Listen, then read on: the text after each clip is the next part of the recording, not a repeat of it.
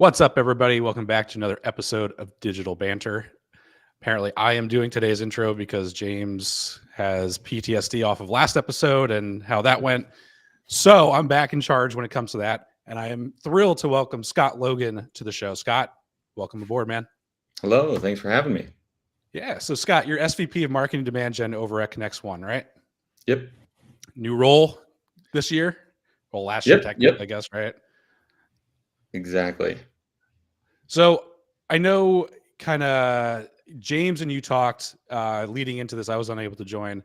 And to give our audience some background as far as like our process is concerned. So typically you meet guests, figure out what we're going to talk about. And then James kind of does his thing as far as creating a title, a description, things like that. And through his own admission, he went a little clickbaity on today's episode to try and kind of rile up, hopefully, our audience around what marketing's job is in the ecosystem. And, James, I'll kind of turn it over to you because of kind of your background in developing that before we kind of start talking through today's topic. Yeah. So Scott, I know we talked about this a little bit, but Laura is actually who suggested that I bring you on as a guest. And if anybody knows Laura Durham, she's like big on marketing, sales, alignment. And she, I guess, spoke to you at a conference for a while. You guys put out quite a bit of content together. So that's kind of, we met in a group too, very briefly, but she said, you got to have this guy on. And then after talking to you, I think one of the things that you said that really stuck out to me and is like kind of pretty controversial is that you essentially said marketing exists to support sales. And that was the hill that you would die on. And coming from Laura, who's all about, marketing, sales alignment, shared goals, like all of that stuff. I found, and I don't know, her most recent brand stunt as far as like buying that billboard in and their lack of ability to measurement, I found it interesting. So I guess from the first question I have from you is like, okay, that's your hill to die on. I need some more details on why that's where you stand. Yeah. So just for some context, I started out in sales doing like in-person type sales stuff while I was in college, and then moving into a corporate sales role. And from there, went into marketing around 2008 in the marketing operations side of things, but they didn't have a SDR function. And so they actually, and this is at United Health Group, they were creating a team that had this crazy idea of let's do demand gen. We heard about this and we think it can be good for even as big a company as United Health Group is on the software side. So they didn't have anyone to qualify like webinar leads. So they said, oh, well, these guys and gals are tied to their desks, so let's just hook them up to an Avaya switch and they can take the calls. And so I'm starting out marketing operations, also being an SDR at the same time, answering emails, connected to a phone switch, scheduling bathroom breaks, all that type of thing to make sure we have coverage as we're building out automation workflows and managing spreadsheet cleanup and stuff like that. So my whole world has been sales focused marketing from the beginning, not like an agency background. And that's kind of where my origins of my career started. And it's just always seemingly a thing that I become more successful the more I align to sales. So I'm going to ask a question right off because I feel like this is a controversial thing that people talk about. You mentioned being an SDR, or kind of having this hybrid SDR role. A lot of people talk about, does that SDR role fall under marketing or does it fall under sales? I think it should be what makes the most sense for the business. So if you have a very heavy cold outbound motion and that works for your business and you've found success there, but now you have a demand gen engine and team that's driving a lot of inbound, it might make sense to split the teams, and it might make sense to put the inbound team under marketing because you can coordinate faster, you can coordinate better priorities of workflow and workload. There's less conflicts. But if it's a blended environment where you have inbound and outbound with the same SDR team, it probably makes more sense to have those roll up to sales, but with a dotted line to the demand gen leader, so that you still have a stake in the prioritization of what's going on, how to spiff or promote or have contests for the SDRs to really boost up the results you're driving from the campaigns. Because you get a bunch of campaigns going, all of a sudden they don't know what to follow up on. And so as long as I'm connected to the leader of the SDR team on a daily basis, and I'm using that leadership to plan my campaigns and strategize with, then I'm fine with it rolling up to sales. So how often should marketing and sales be meeting? I mean, I know you just kind of alluded to daily, but let's dive into that a little bit more as far as like who should be meeting. How is, more importantly then, how is that information disseminated across stakeholders and team members? Yeah. So with the BDR and SDR team, I take an extreme measure because I sat in that seat. I sat in the bag holder seat, carrying a quota, and I know how important it is for me to, as a sales rep, know what's going on and know how I can take advantage of this work that's being done. And so as a marketing leader, I need to make sure that they feel comfortable and confident in driving pipeline through the initiatives from the marketing team. So I even go as far as saying, in one job, we actually moved the demand gen team to the bullpen that was next to the SDR bullpen. And I have a saying, and anyone who's worked on any of my teams knows this. You could probably recite it for me. But since you guys haven't been there, I say 50% of your time should be spent with sales. So it's talking to the SDRs, being in their meetings, planning with them, even listening to call recordings counts as that time spent. Because if we're providing talk tracks and email templates and things like that, we need to know what sticks and what works and what drives a quality discussion. We should also be running role plays where we're in the hot seat and they get to be the buyer in those role plays. And first I run marketing through it and I say, okay, be the most stubborn buyer or the most common objection person that you face. And I'm going to run you through the talk track we built for you and we'll see if it works. And if it doesn't work, well, then we'll change it right here. Got my laptop. Let's make something that actually drives the right discussion. And then you can find out, oh, well, do they just need to be trained a little bit differently on how to handle the discussion? Or are they doing a great job, but we're driving them down a path that buyers don't care about? So we want to make sure that we're totally aligned and connected there. On the AE side, the sales rep side, you should weekly basis, I do probably minimum 2 meetings with my sales VPs or sales directors, however you're set up. And then I spend as much time as I can with the actual reps themselves. It's a little harder in the remote setting, but you want to get feedback from them, have open communication the entire way. The last component of it is the planning. I don't like planning in a bubble. I want sales to be as invested in my marketing plan as I am invested in the marketing plan. So when we have our QBRs, when we have our marketing offsites, I bring in the sales leaders for different sections of it. Even in the brainstorming section, hey, we're going after this. Product is pushing these new solutions, or we want to drive revenue for this bucket of solutions. So here's what we want to do for,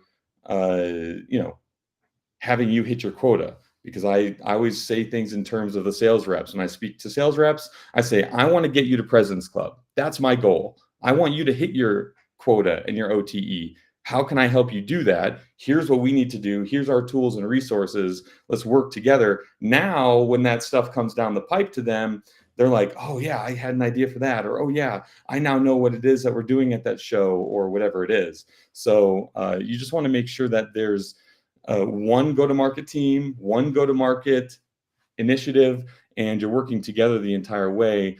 Otherwise, you're just throwing stuff over the fence and you just hope that the right attention gets drawn to it. And that's really a bad strategy in my mind. So Scott, we had a question come through from Dennis Nosto, sorry, around, is this only applicable to B2B, or is this has kind of universal towards other kind of business models and business types? Yeah, so B2C, if you're B2C and you're mostly e-commerce, then obviously there's no sales team. So you are the sales team in my mind. You need to be looking at close rates, conversions. You need to look at the stages of your funnel.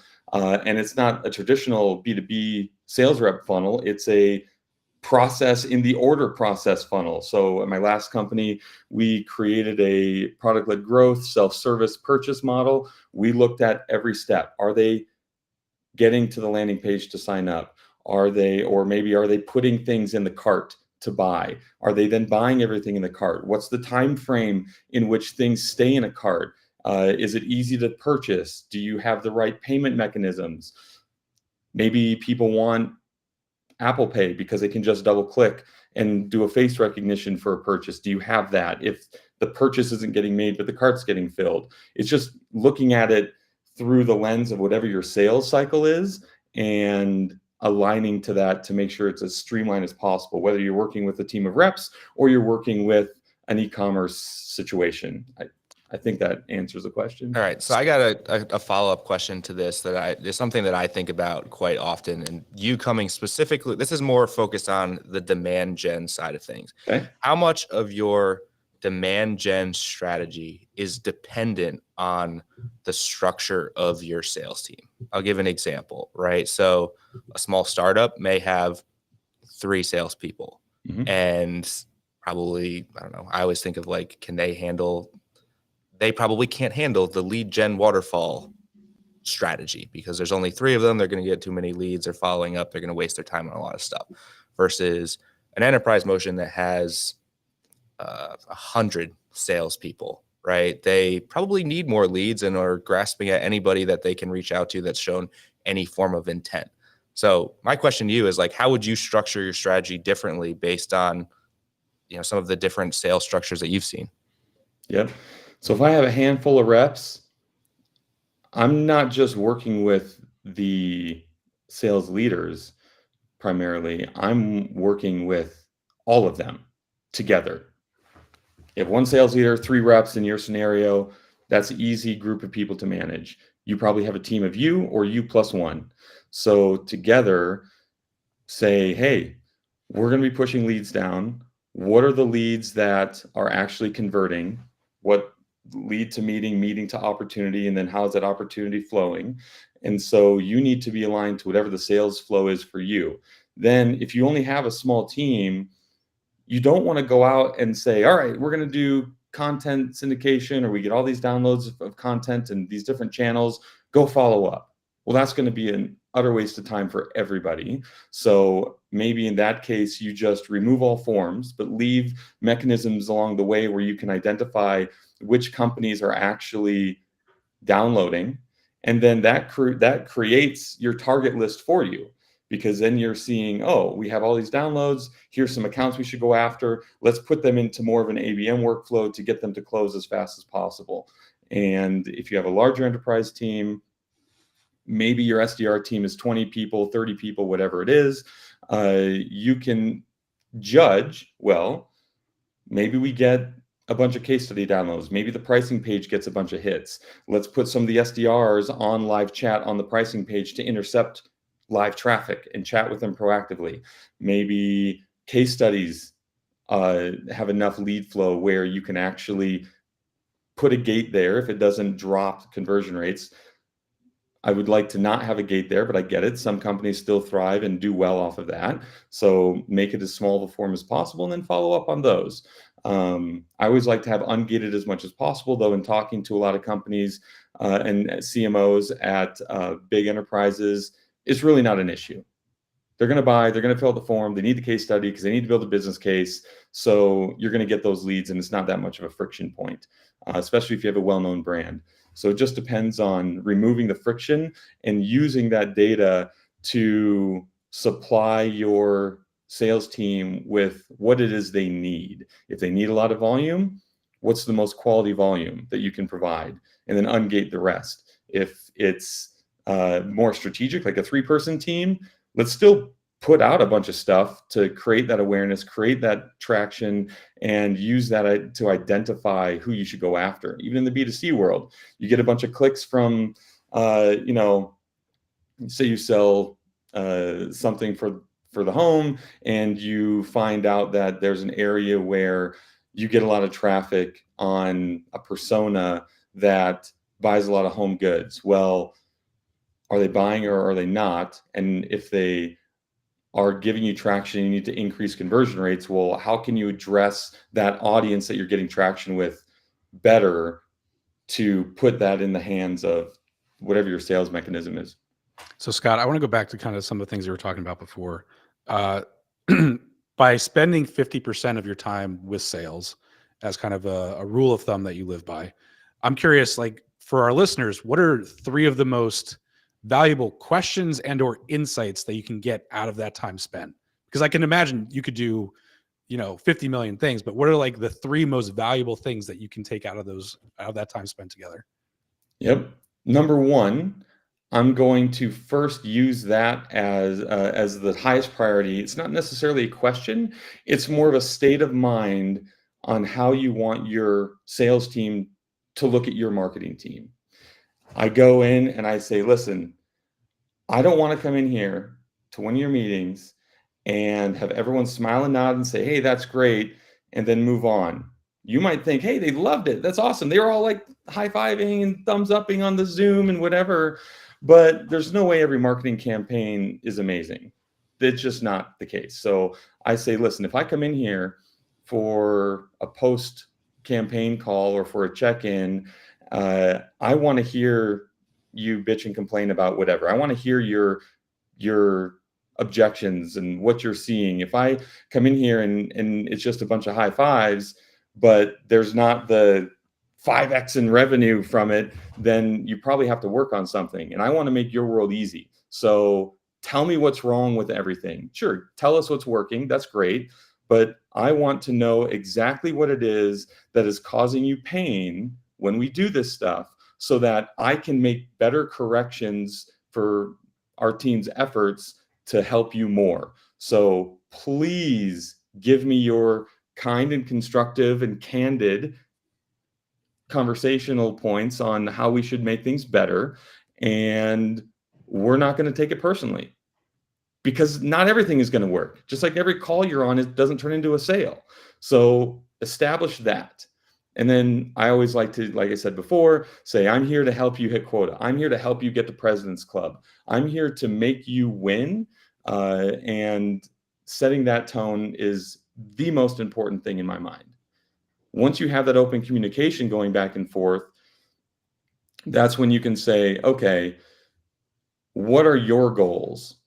And I'm going to back out of your goals. Like I'll take, for instance, an extreme example on the mega enterprise side. We had a partnership at a past company where we were one of the top partners for Microsoft Teams. We sold a solution for contact centers running on Teams.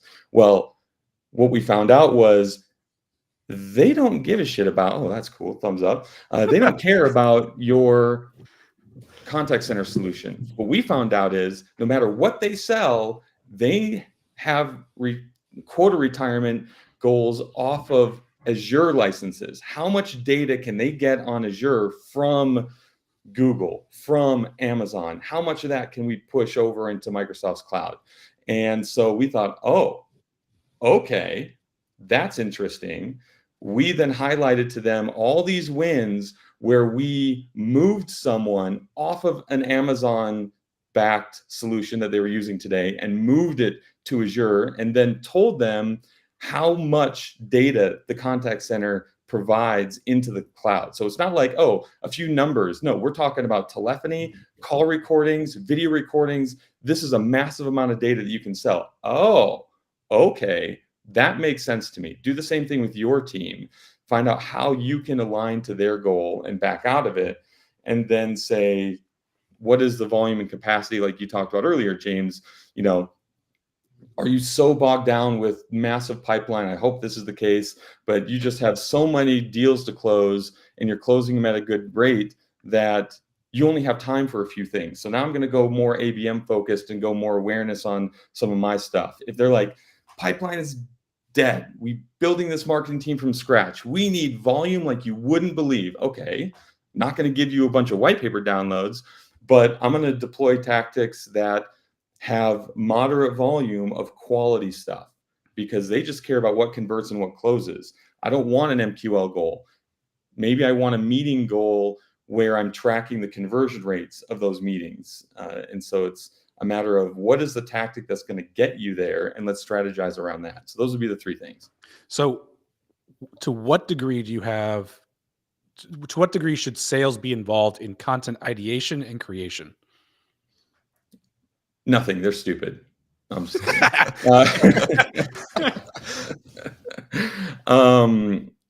Certainly take their advice. If you have a bigger organization, you're going to have a product marketing team and a content team that needs that feedback. And so often you need to be, as the marketing team, especially the demand gen function, the connective fabric between those two teams. Like the Milton from Office Space, I talk to the customers because they don't talk to the technical people. Like, be that guy. And so when you're that guy, you provide the channel to give that feedback in a structured way, in a way that they can actually do something with, because your mind is set on how can we increase sales, but then how can we adapt the content in a way where we don't make every single product sheet a straight hard pitch, right? Have use cases in there, have example stats in there. They're probably not thinking of some of the things that are needed to sell. They're thinking, how can we highlight the product the best? And there's a really good blend of engagement that you can come to a conclusion on. Even pull some of them into the meetings so that they can hear on the content side, on the product marketing side, what the sales reps are saying, so they get a glimpse into that world and they start to do that naturally on their own. Yeah, and that was one of the things that kind of raised a flag for me, like internally, as you were talking before about like wanting to have sales invested in like campaign creation and things like that. And it's like, to what degree do you want investment versus to what degree does there eventually become derailment and obstacles to actually moving forward because of too many cooks in the kitchen, too many ideas, too many, to your point before, when it comes to like content, like too much of a focus on hard sell because that's what drives the needle versus like what is actually needed for the buyer at that stage of the journey. Yeah, if you don't have that open communication and you haven't established that this is a safe place to complain about stuff, then there's just going to be a whole lot of, after the meeting's done, complaining on both sides. Yeah.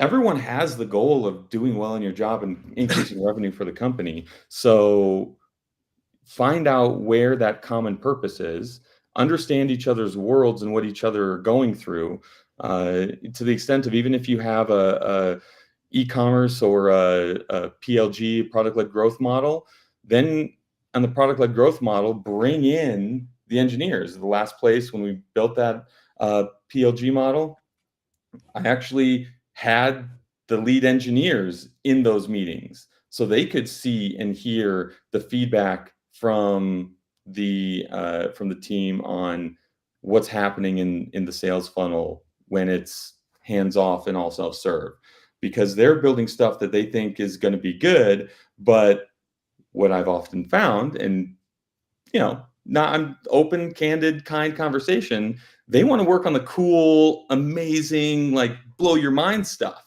But for a sales cycle, maybe the biggest hurdle is that you have to sign in with Google here, and then you have to sign in and validate Google again. How can we just make it one click instead of 2-3 click processes? They are like, that's 10 minutes of work. I'm doing some cool stuff over here. Yes, but that 10 minutes of work, pat yourself on the back after you get that done, because we're going to increase conversion rates by 3, 4, 5 or more %. And we're going to have a lot less stress on this whole thing. So it kind of sounds to me like a key part of marketing's role is kind of holding other people accountable at the same time, where, I think in kind of the clickbait headline stuff, it made it sound like, okay, like sales is going to say like, hey, I need this, I need this, I need this, I need this, right? And then you also have the same thing on the product side where they're like, hey, I need this, like in the PLG model. And, marketing is keeping it consistent, right? They're almost like the police between the two. Yeah. Do you have any like examples where you've kind of had like marketing, I don't know, put their foot down on something on the sales side and, you know, create that consistency? Yeah. In one of my first marketing manager jobs after I got out of marketing operations, I took the gig. It was with the first like demand gen person on the team of like the contributor. And we go into a sales meeting in my first week, and my boss says, she goes, okay, we've been called and nicknamed the sales prevention department. We have to change that. So she even put up signs around our bullpen area in the office. This is obviously pre-pandemic, like 10 years ago, where it had actual LinkedIn pictures of sales reps, and it said, are you doing something that will help the sales team? Or what are you doing? Or is your work helping sales? And it had their faces on it. And so it was just sending a signal to them that we care about you and what we're doing is for you. And it sends a message to us, say, are you working on something that, like in the engineering scenario, is cool, or are you working on something that's actually going to convert into revenue? Because what's cool doesn't always convert to revenue. I miss that stuff. I tell you what, I mean, Andy and I are in the office, and when you have the culture of everybody together, even if you're and doing stuff like that. So that is awesome. So if you want to talk about like Laura's thing with the billboard, it kind of translates into that. Yeah. A billboard in Times Square. You see it all the time. Like the NASDAQ, blah, blah, their CEO's face is on the billboard. That's so cool. Creates so much awareness. Marketing team, high five. Yeah, yeah, yeah. This is great. And then sales is like, what the hell are you doing? It doesn't help my pipeline. This is ridiculous. But when you get into the weeds of it, you find out what Laura's strategy actually was. And this is one of our conversations that we had at that conference in New York was, all right, tell me the philosophy behind it. Because she kind of went rogue on that because it was a surprise to the CEO and all that. Well, there's a few factors there. One, we were at a conference right next to Times Square. And at this conference was gobs of marketing and sales leaders from their target audience or their target segment. Number two, has a great following, and she has a lot of people who aren't at that conference that do follow her content and like to see fun, engaging, entertaining things. It was a very fun and entertaining thing. The look of shock on the CEO's face, that type of thing. And it actually created a huge amount of buzz. How many times does your booth create a huge amount of buzz with your best reps working it? Doesn't create any buzz, but maybe you get better booth conversions. How about if everybody at the show is talking about Dream Data and what they did on Times Square? And did you see the video of the CEO who's there at the show? You can go up and talk to him about that billboard. Well, guess who gets more booth traffic? Guess who comes up to Laura during the conference and saying, hey, I've seen your stuff, but I haven't really talked about Dream Data. We're, evaluating data solutions in the next year. Let's chat. Well, now you've done something that is strategically aligned to boosting pipeline from that show, and you've created awareness, and you've created a content from the show that expands far beyond the show itself. So now you've taken like a 1x, 2x to like a 5 to 10x in comparison to your standard trade show motion versus that. And then I said, all right, that sounds amazing. But the cost of that is going to kill your ROI on this. And she goes, guess how much that costs? And she told me how many times it was showing for how many days. And I go, I don't know, 10 grand. because a booth at a small show like that is like 10 to 15 grand. $500. She told me that too. Crazy. $500. The dinner I hosted was more than $500, and that's for 10 people. So when you look at all that stuff and you bring the sales team in on that, and they hear the plan and they hear the strategy, now it's not just marketing saying Times Square billboard. You have the sales team saying Times Square billboard, and then they post it all over the place instead of being all bitter and not talking about it, because they know it was a minimal cost for more exposure to get more leads that they're going to follow up on after the show. So there it goes back to that communication and being that connective tissue between marketing initiatives and the sales work. All right. So- So hang on. I got Fair one big thing that I feel like we can't not talk about when you have this conversation, and that's the old credit dispute. So when we talked leading up to this, you showed me some pretty intense reporting dashboards. I don't say intense, nothing I haven't seen before, but you definitely had a system in place for how you kind of measure and assign credit. So one, I want to get your view on credit, and then I want to follow that up with kind of how you go about handling attribution. So just to jump in here, my question was going to be that same pivot of like, regardless of the $500 or $5,000 investment, my question goes back to like, okay, but Scott, how do we measure it? So it's in the same vein. So Cool. Yep. That's a good point. So let's back up a little bit to just the overall attribution problem. If you have marketing provided this, BDRs provided this, sales provided this, by nature, you end up creating silos and scenarios in which people aren't utilizing the resources being pumped into each one of those teams. So I did this best at my last gig. It was a startup, so it's easier to make pivots and changes. And if you break stuff, you don't break much. If you're at a big enterprise company, you can break a whole lot more. You're in you're in a Tiffany's store, not like a pop-up stand on the street by comparison. So I would say get to this point as much as possible. And what this is a whole marketing sales pipeline measured together, not in silos. So there's not quota retirement for each one of these buckets. You're trying to drive one overall revenue goal, because even if you have the silos, you still have it roll up to a single revenue goal.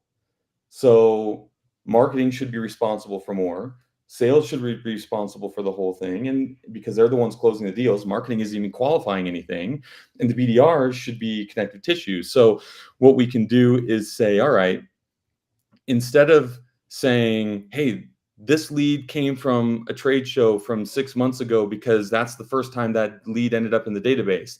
And then BDRs say, yeah, but we followed up after the show and nothing happened. And then I contacted them 6 months later and they picked up the phone and then I qualified them. It's beyond your bandwidth of time frame that we have set.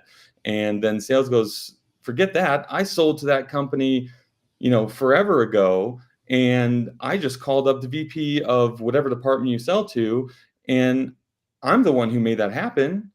Sure, the BDR did some conversational work and they saw us at a trade show. So what? I'm the one who closed that deal. Instead, the conversation should go, hey, we have an opportunity where the person learned about us at, try not to use the whole thumbs up to get the thing. Sorry about that. Marketing created some awareness at the show. And there was a conversation in the booth with key players. The BDR went after it. They didn't get it. They did get a connect later on. That spurred a discovery call. And then the AE came in and said, hey, that's great. We have an awesome champion. I know the VP of that department from a last job. I'm going to bring them into the next call because I have a prior relationship with them and they'll for sure join the next meeting. Now you're like, wow, this is awesome. What a great team effort. This deal will probably close faster than other deals because of all this stuff that's happened. They heard about our content at the show. They talked to someone. The BDRs did some grunt work to get some new champions in there, to have support for the VP to be okay with moving forward with learning about something new because their team is in support of it. And they now have the decision maker or contract signer just easily pulled into the deal.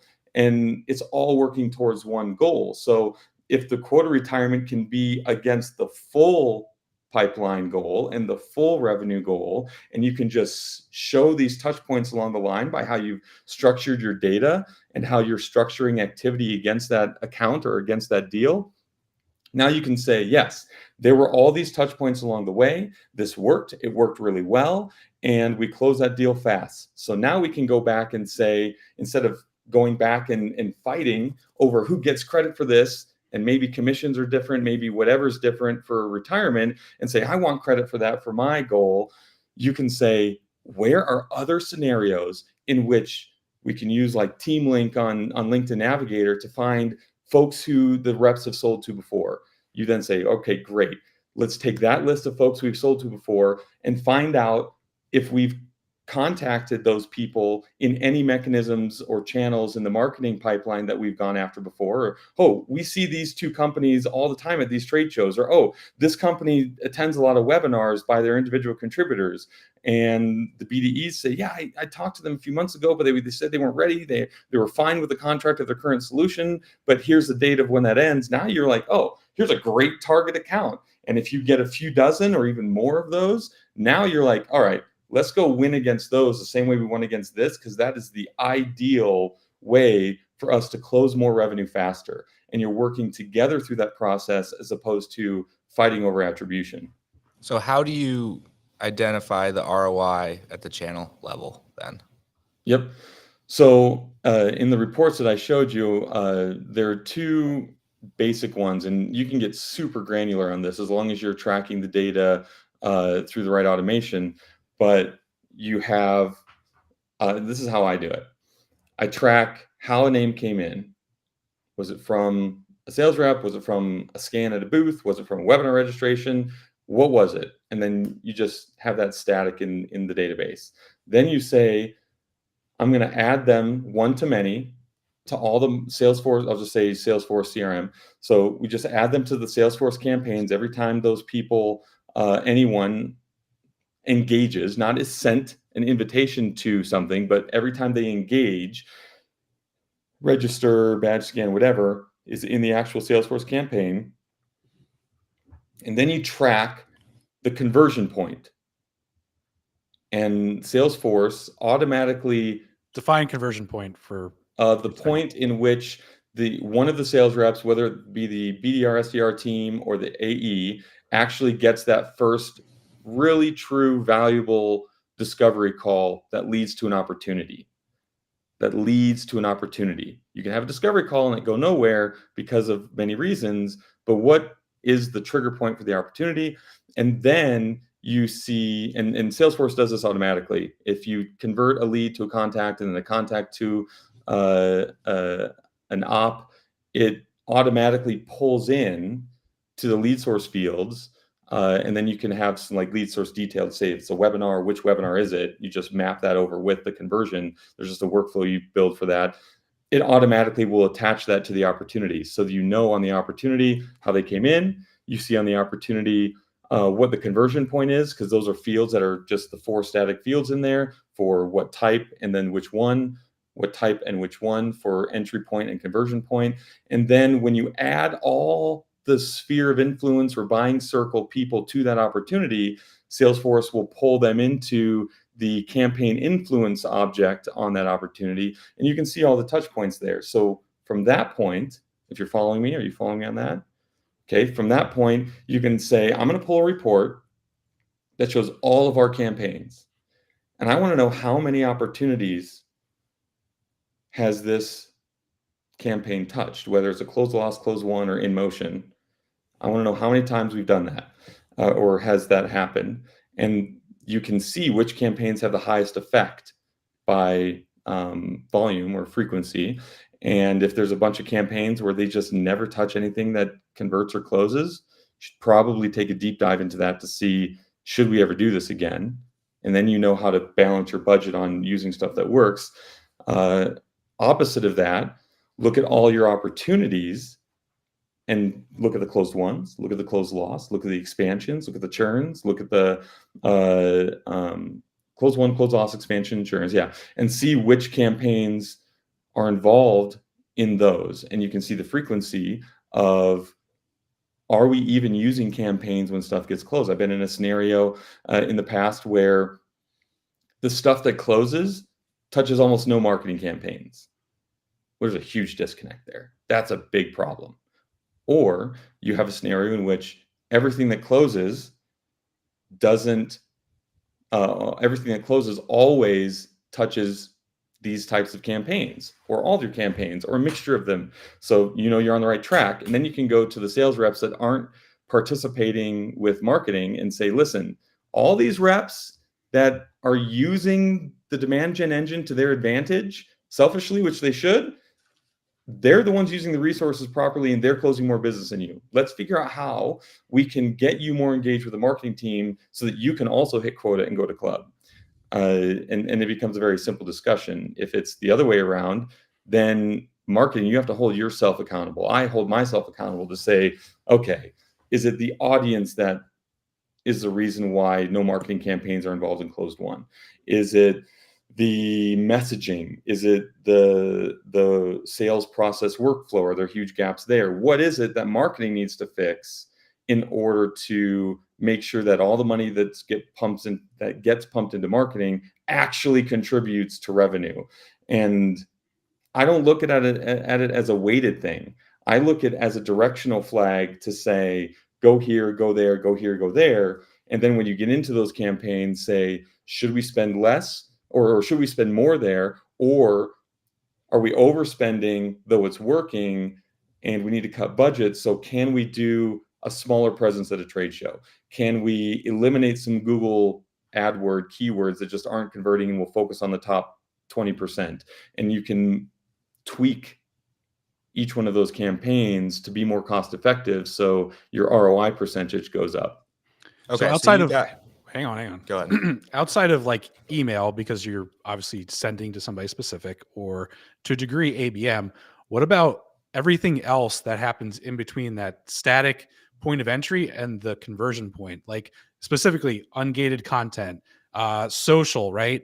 Any branding efforts, anything that's zero click, right? So like my viewpoint as to what I was understanding you explained, Scott, is like there's so many touch points that are going to happen in between entry point and conversion point, but they are reliant on actually tracking those engagements back to the individual and or account. But what about all the other marketing activities that are either like table stakes that you need to do or are part of those zero click efforts that are going to have an influence or should be having an influence on the demand gen aspect of things? Yep. It took us 43 minutes and 33 seconds to get to the interesting part of the branding non-click stuff. But I think there was a lot of groundwork to cover there. So I'd like that we got to this point. So Gartner involvement and Forrester involvement, billboards that are just ancillary. There's not a show going on, but your face is on the NASDAQ sign in Times Square, whatever it is, or New York Stock Exchange banners, all that stuff. The ungated content. The ungated content is a little bit easier because you can have cookie tracking. Sure. And within a reasonable doubt, directionally know which companies are hitting that to give you some direction there. So that takes care of that portion. But here's where the company I'm at now, we're evaluating that on what are the non-lead generating stuff that we need to do. And that's where that open communication with the sales team comes into play again. We're really big at Connex One outside of the US. South Africa, UK, Australia, New Zealand, Spain, some other countries, the brand is well known and we're one of the top players that you just evaluate. There's not a lot of friction there. However, listening to calls and listening to the sales team, they will tell you what their roadblocks are. And for instance, right now, we're the go-to-market strategy outside the US, and I've managed a dual scenario before. In the US, you need to be part of the fabric of your industry. And that includes a lot of ancillary stuff. If you're an enterprise company and you're not on the Magic Quadrant, are you getting people to say, nah, this looks cool, but I can't risk my job or risk the company's X on buying something that isn't, validated through these influencing channels. So I have a spreadsheet where anytime a sales rep gets into a scenario where they're not able to get beyond an initial call because they say one of those things. You don't have enough reviews on G2. You don't have a presence on G2. I can only buy off the Magic Quadrant. How come no one's talking about you when I go to trade shows or conferences? I've never seen you there, so I can't ever see you in person. It seems like you're, too far removed from our industry in the US. I can't trust you. So whether that's valid or not, perception is reality.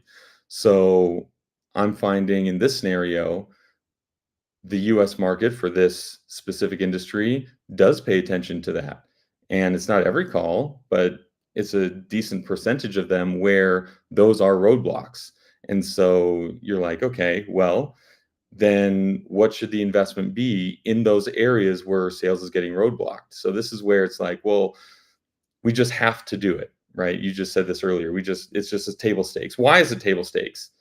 Might not be table stakes for you. I've been to a lot of places where they're like, go, such and such is a table stake. Well, show me where that matters.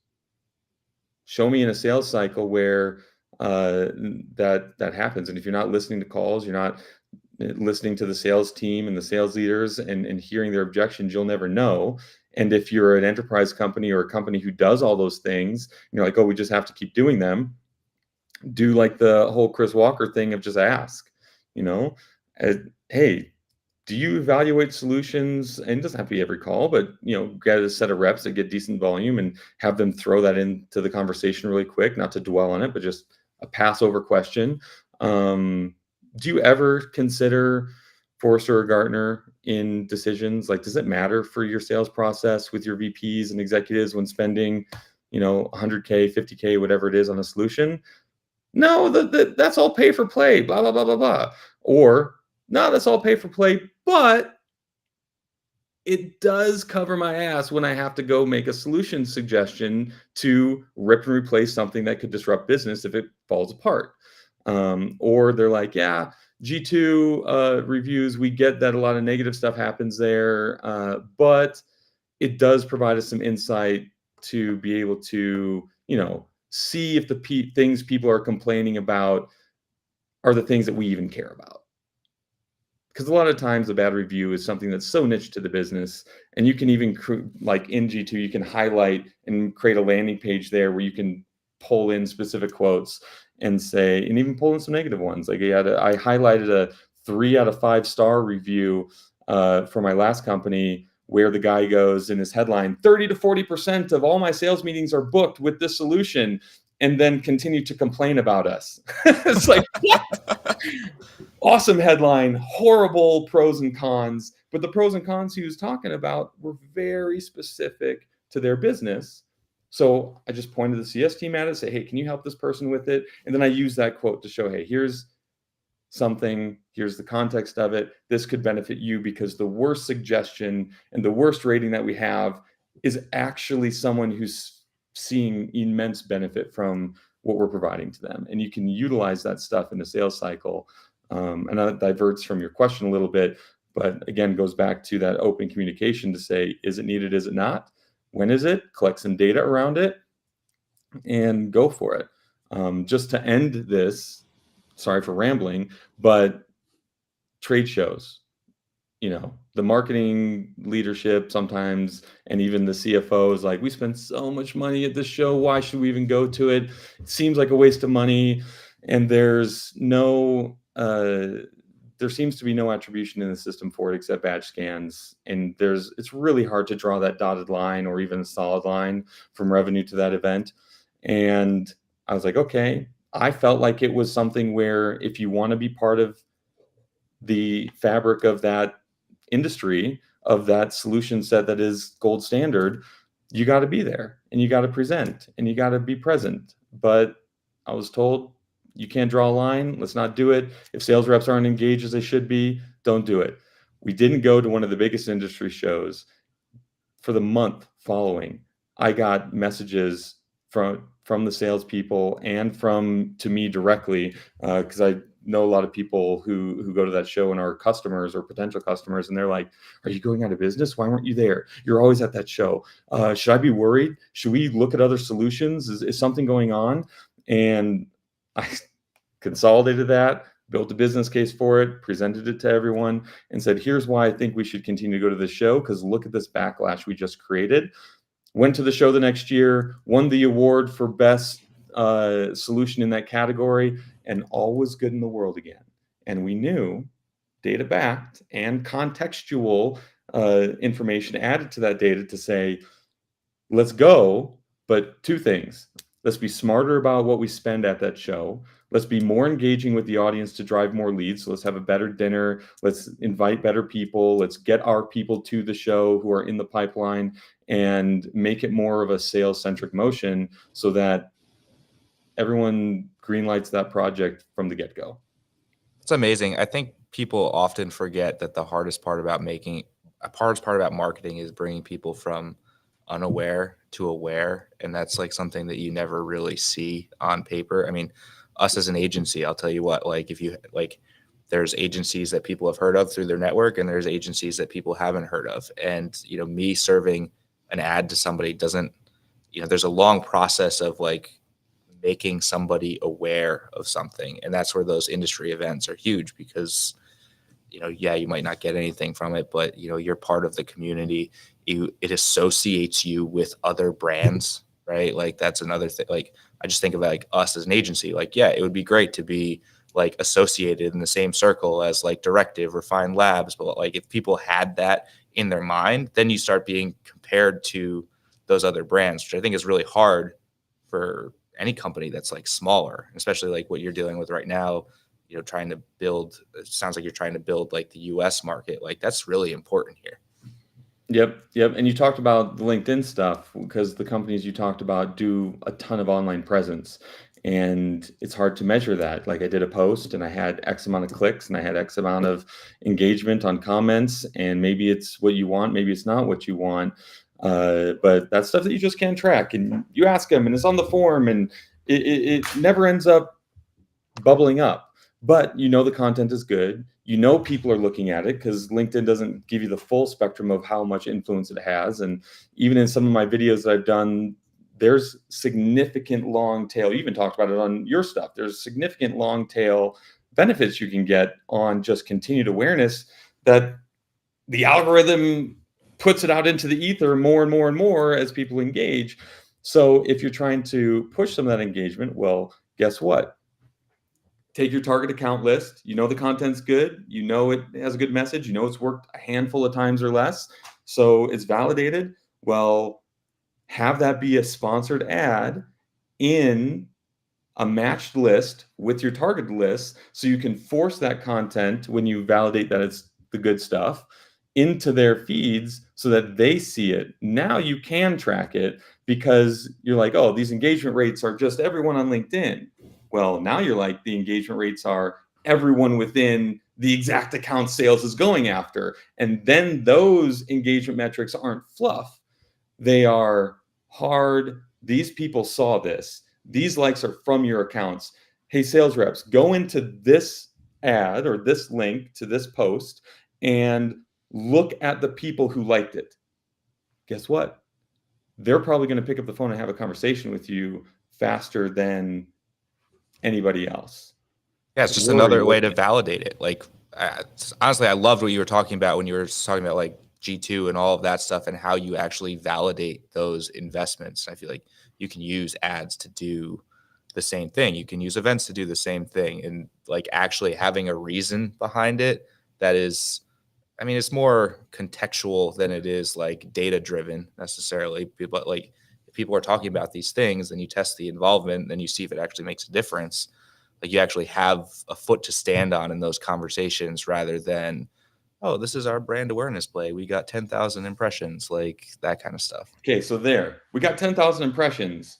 And if you stop at that point and I'm sales, yeah, I'm pissed at you. This is dumb. Let me see those filters. And it says VP, director, this industry, company sizes. Yeah, right. But what you're doing, if you take it a step further, is say, just like you used to do with blog posts when they got a lot of traction, you would say, we're putting this content out for, yes, general awareness to the market. But what we're going to do is take the best posts that get the most organic traffic within just the general world of, we don't know who the hell's getting this, but we have these criteria.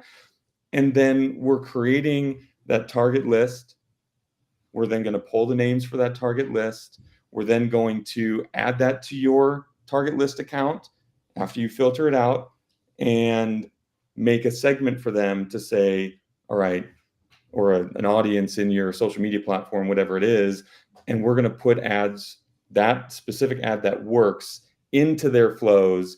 And then that is why we're doing that, because then you can connect the best stuff there. So yes, it is fluff. Yes, you can't do a lot with it, except if you take it that step further, then they go, okay, now instead of saying, why are you doing this? This is stupid.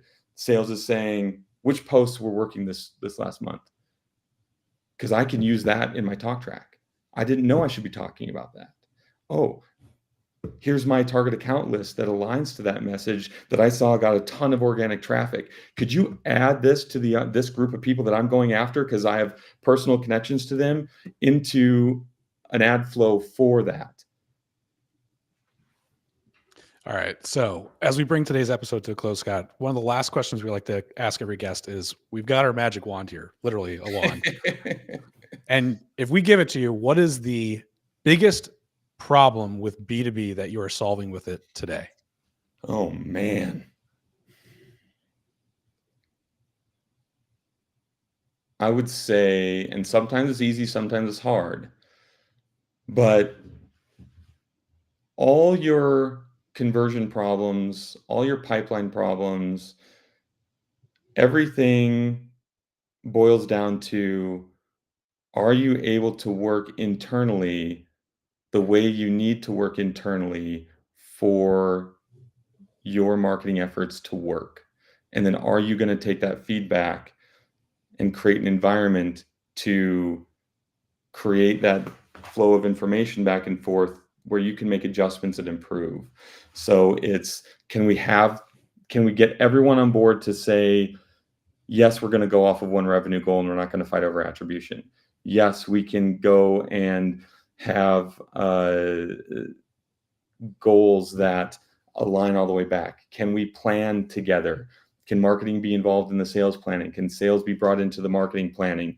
Can we not have analysis by paralysis through so many meetings that it's wasting time, but can we structure these communication channels in a way that makes it efficient for us to communicate and make the most out of those fewer interactions within the teams? If you have a big organization. With a smaller organization, it's pretty easy. You're working together all the time anyway, or should be. Can we wave the magic wand and remove the barriers internally so that we can align? And it's all boils down to having everyone agree on a mutual goal, identifying the things that aren't working, and then changing them in a way where everyone sees the full vision and everyone knows how to use each other's resources to get to that goal. And a lot of times that's harder than you think. Sometimes people are open to it and they say, we never thought of it that way. That actually sounds good. Now, the problem with that is then you often have to change comp structures. Then you often have to change goals. Marketing no longer has an MQL goal. We've always had MQL goals. This is a panic attack. No. You want to not waste money and do things that sales doesn't follow up on. And marketing may panic about MQLs going down. Well, let's work on how to be more strategic, because the conversion rate matters more than the volume in my mind.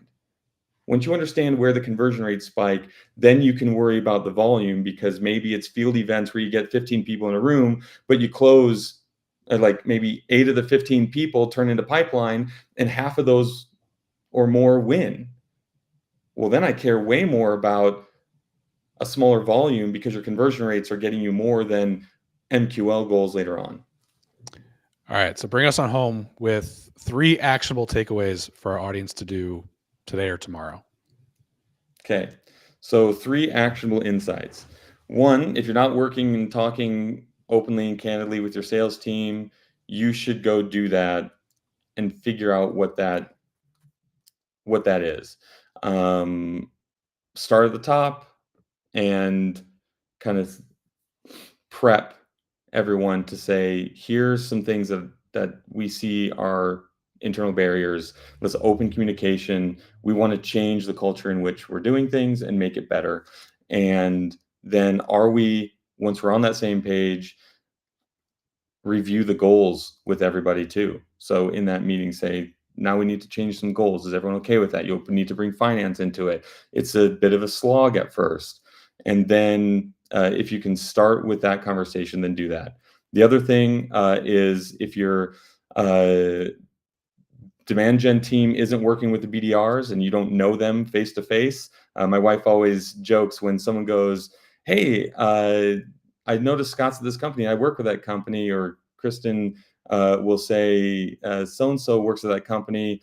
And I asked her husband or his wife what if they know Scott. And the joke is, you can't not know Scott if you're on the go-to-market team and he's at the company. It's not done where you don't know who I am. You should have an open communication with the team and be working with the sales team right away.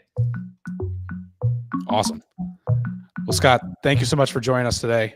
How can people connect with you online, see more of your content, etc.? LinkedIn is the way to go. All right. Well, thanks everybody for joining us for another episode of Digital Banter Live. Scott, again, thank you for joining today's episode. Connect with Scott on LinkedIn, check out his content, DM him for questions, things like that might come up within reason, of course. And like, subscribe, and check out dragon360.com. Till next time, catch you guys later. Thanks, everyone.